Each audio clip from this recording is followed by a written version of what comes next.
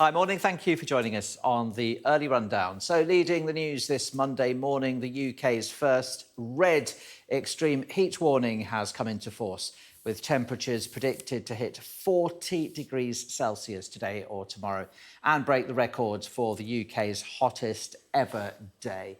Look at that, the scene across West London right now. The sun rose at 5:04, so around an hour ago, and that temperature is going to steadily creep up during the day until it becomes dangerous. A level 4 heat health emergency has been declared, meaning even fit and healthy people are in danger from this extreme heat. An amber warning already covers much of England, all of Wales and southern Scotland. A red warning for extreme heat is now in force, and that covers an area starting south of London and stretches as far north as Greater Manchester and York. Some trains have been cancelled as temperatures soar, with Network Rail saying in serious cases railway tracks could buckle in the extreme heat and therefore speed restrictions would be in place.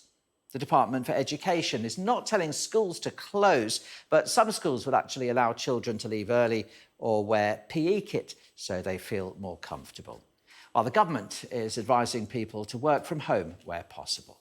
Our top story on our main report today from Ashna Hernak.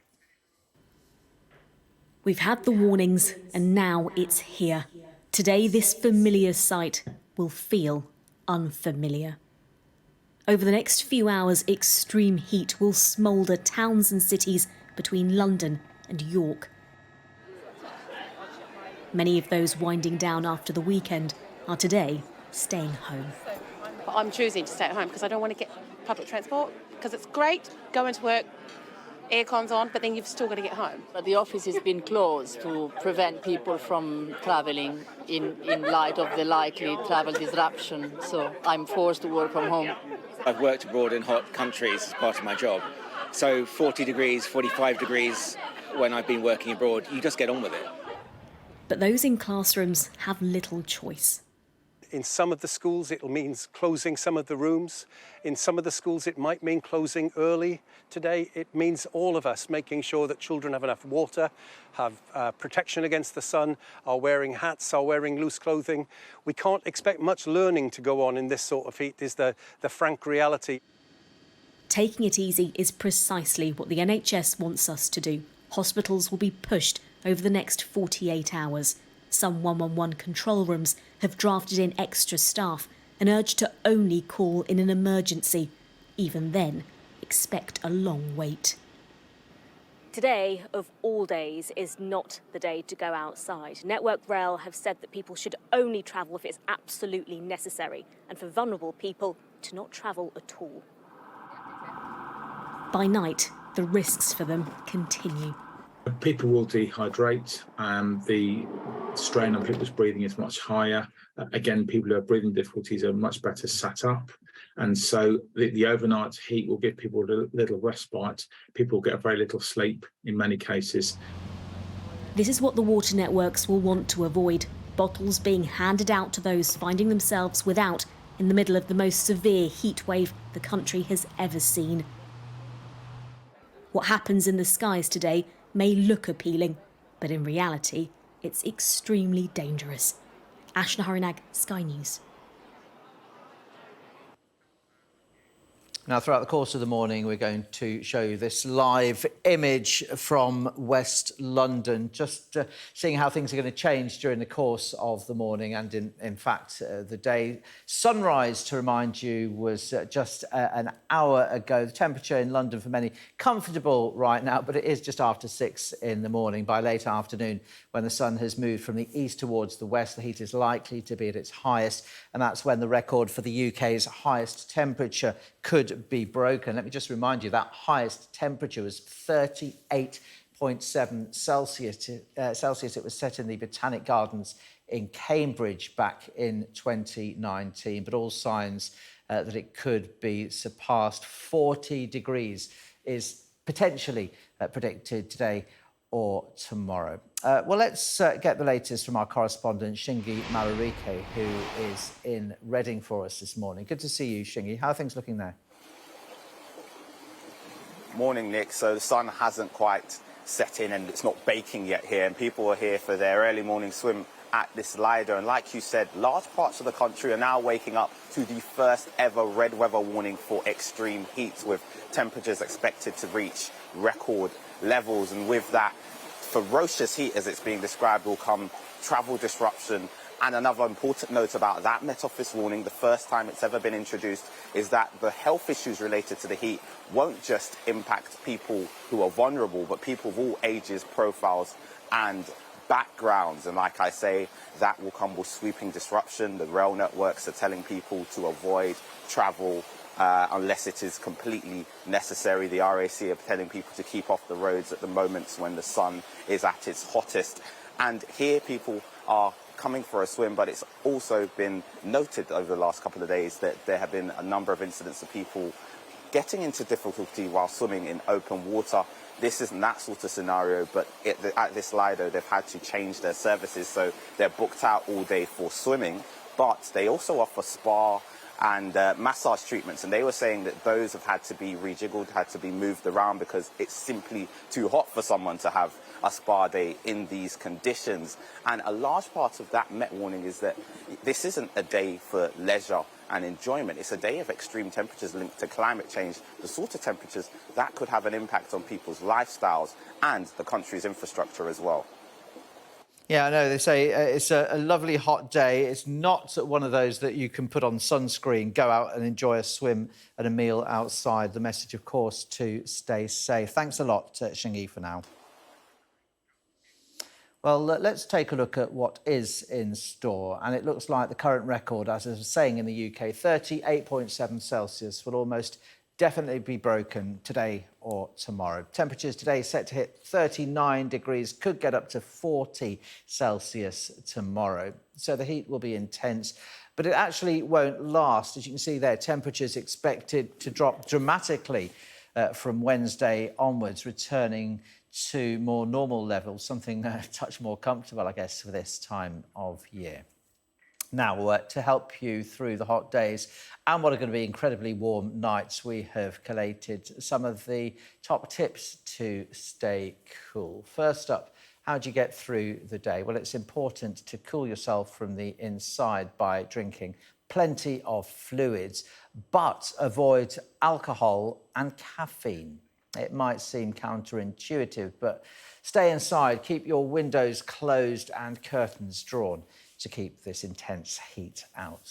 If you're worried about heat stroke, then soak your hands and feet in cold water or apply an ice pack to your armpits. And do make sure to check in on your friends, neighbours and elderly relatives, and keep your pets in the shade.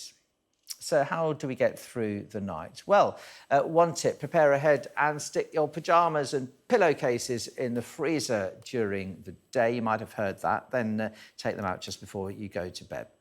Dump your duvet. Use cotton sheets instead, ideally one per person. They will absorb sweat and are more comfortable in the heat. And if your home has several floors, then sleep downstairs. Use a fan if you've got one to help your body regulate its internal temperature. Sticking a pan of ice cubes in front of it can make the circulation of air even cooler. And if you have phone chargers next to your bed, unplug them. That's wise advice, so they don't heat up your devices and the air around them. Now, there are countries where the temperature regularly hits 40 degrees. We're unused to it here. But if you've lived in Dubai or Las Vegas, for example, the chances are that your home and workplace would be air-conditioned. But here, we do not build for such extreme heat.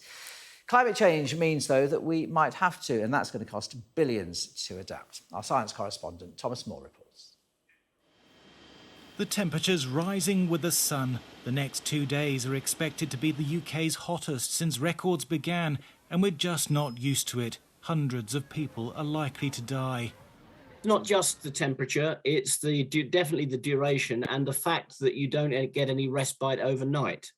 So you also end up with people becoming sleep deprived, and there's a cumulative dehydration, which compounds the problems. Previous heat waves have underlined the economic impact too. In 2010, 5 million staff days were lost to high temperatures at a cost of £770 million. In the 2003 heatwave, road repairs cost £41 million. And in the same year, buckling of rail tracks cost £2.5 million in delays and damage. Other countries more used to these temperatures have invested in more resilient infrastructure. They've designed their cities to have plenty of shade, and of course they've got far more air conditioning. Britain just isn't built to be this hot. Only half of England's strategic road network is surfaced with heat-resistant material. And new houses are still so poorly designed that they'll overheat in future. Well, Britain just isn't built for the climate we now have, the higher temperatures we're experiencing over the next few days. And we will find that our infrastructure, our buildings, our roads, our rails simply can't cope with the heat largely. And in the future, we're just going to have to retrofit them, which will be expensive, but there is no choice. These heat waves are going to become more intense and more frequent. Greenhouse gas emissions of the past mean summer temperatures that top 40 degrees are already baked into our future. But how often that happens depends on whether and how quickly we reach net zero. Delaying climate action will simply dial up the heat. Thomas Moore, Sky News. Here's a picture we're going to be showing you throughout the course of the morning, seen from West London. The sun has risen. It rose at 4 minutes past 5 this morning. So what's that, around an hour and 10 minutes ago. But warnings to stay safe over the next couple of days. Let me tell you that this is being described as ferocious heat by the College of Paramedics Chief Executive Tracy Nichols. You might have seen her on Sophie Ridge yesterday. She said, this isn't like a lovely hot day where we can put a bit of sunscreen on, go out, enjoy a swim and a meal outside. This is serious heat that could actually ultimately end in people's deaths because it is so ferocious. We know we're not set up for this sort of heat in this country. The UK's first red extreme heat warning is in place. That covers a large part of England, ideally from the south of London to Manchester and York. That's in place until tomorrow. There is a heat health warning issued by the UK Health Security Agency. That's set at level 4, described as a national emergency. So people being told to stay safe.